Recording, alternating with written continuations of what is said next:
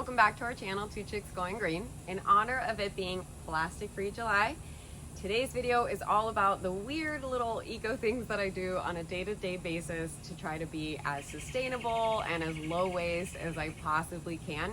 Plastic Free July is meant to create awareness around the amount of plastic waste that we unnecessarily create. So hopefully this video is a fun way to get you to think about your own day-to-day plastic usage and see if there's any ways that you can reduce your waste even further. And while living a sustainable lifestyle is all about, making bigger changes that have a huge impact, it's also about those tiny little changes that you can make on a day-to-day basis that do add up over time. And Amanda's video on this topic, where she shares the weird little eco things that she does, has already come out, and that will be in the description below and will be linked right above me right now. So make sure to check that one out to see if we share any similarities in any of the weird things that we do, which I'm sure that we do.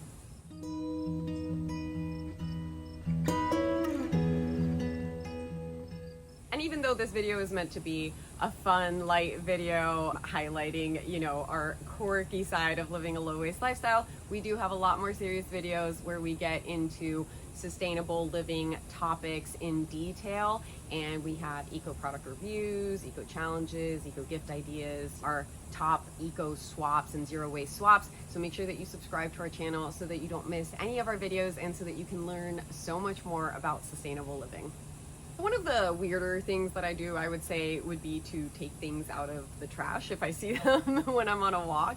I don't really care. Maybe I should be ashamed, but I'm not. I will literally drag something like 3 or 4 blocks to my house if it still has life left in it and it was just going to end up in a landfill anyways, then why not? And if it's of use to me, then it's a win-win, and it was free. So win-win-win. Actually, a few months ago when I was moving, I had lost or misplaced, or I didn't really know where the box for my TV had gone, and I was on a walk one day before I was getting ready to pack up and move, and someone had thrown out a TV box that was like the perfect size for my TV, and I totally dragged it 3 blocks to my house so that I could use it for moving. And hey, it kept my TV safe. So to me, totally worth it.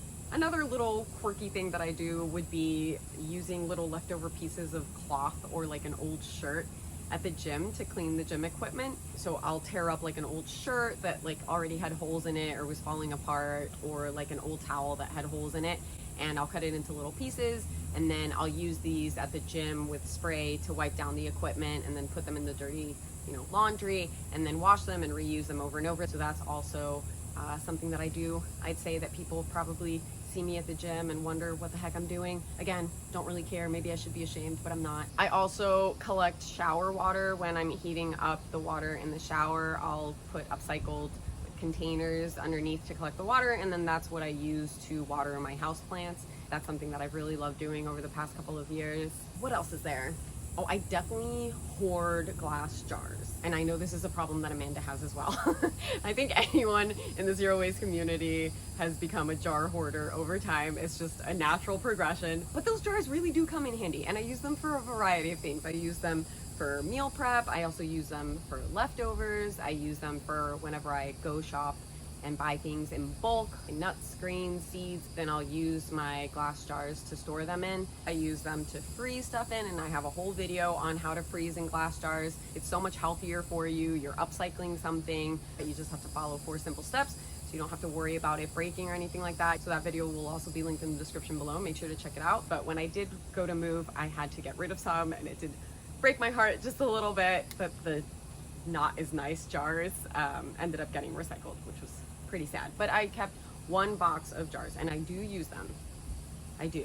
I especially have this thing for teeny tiny little containers. Even my friends know about this at this point. I was recently on a camping and hiking trip with some girlfriends of mine, and by the end of the trip they would be like, hey, do you want to keep this little container that I have?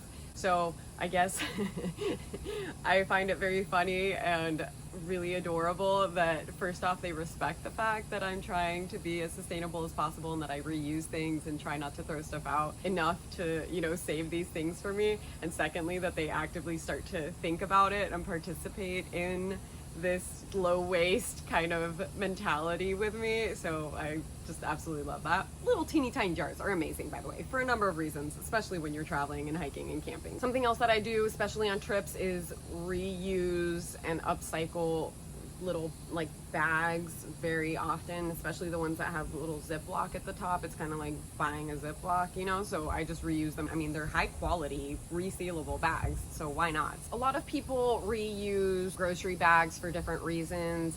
I reuse like the produce bags, so like I've had the same produce bags for years now.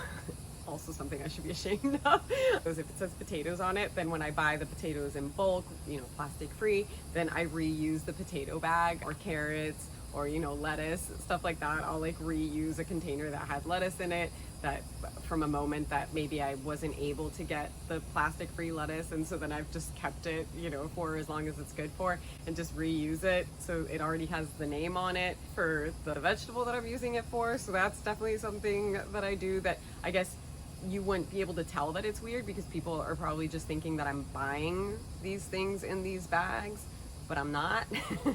So yeah, that's another little thing. Oh, something else that I do is that if I'm eating somewhere with someone at a restaurant or something like that, then I'll take home, like if they use a napkin, or if some utensils were used that were compostable, or if there was a to-go container used that's made of compostable materials, then I will take that in my bag with me back home, so that I can make sure that it gets composted. So I'll like bring home little used napkins and stuff. So yeah, I guess that could be considered weird when people see me stuffing dirty leftover stuff from lunch or dinner in my bag. At this point, I don't consider me using a to-go container weird. I think that's quite normal for me. So that's not like a weird little eco thing that I do. And that's about it that I can think of for now. I'm sure there's lots more weird little things that I do on a day-to-day basis that I'm going to think of as soon as this video comes out. But if you have any weird eco things that you do, I would love to hear them. Please drop those in the comment section below. And again, if you haven't subscribed to our channel, I hope that you do. We also have a Ko-fi page where you can morally or monetarily support us, and that will be linked in the description below, so check that out if you're interested. It does help keep this channel running and make sure that we have lots of unsponsored videos that we enjoy making to try to help people live a more sustainable lifestyle. And if you like this video, please also give it a big thumbs up. We still appreciate that support, and I hope to see you on the next video. Thanks for joining me today.